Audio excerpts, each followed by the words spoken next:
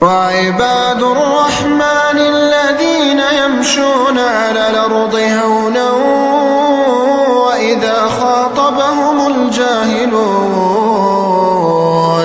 وإذا خاطبهم الجاهلون قالوا سلاما والذين يبيتون لربهم سجدا وقياما والذين يقولون ربنا اصرف عنا عذاب جهنم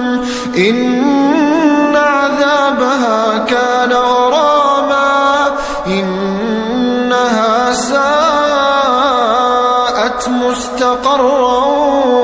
ومقاما والذين إذا أنفقوا لم يسرفوا ولم يقتروا وكان بين ذلك قواما والذين لا يدعون مع الله إلها آخر ولا يقتلون النفس التي حرم الله إلا بالحق ولا يزنون ومن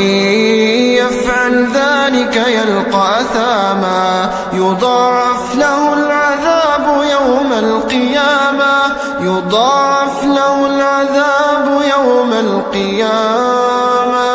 يضاعف له العذاب يوم القيامة ويخلد فيه مهانا إلا من تاب وآمن وعمل عملا صالحا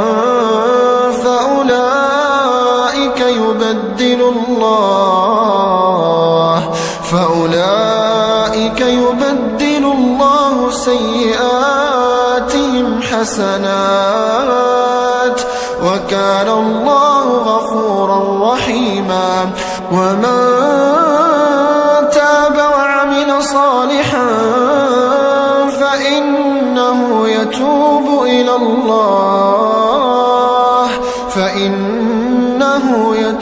إلى الله متابا والذين لا يشهدون الزور وإذا مروا باللغو مروا كراما والذين إذا ذكروا بآيات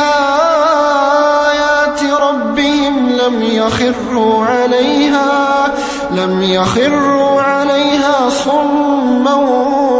وعميانا والذين يقولون ربنا هب لنا من أزواجنا وذرياتنا قرة أعين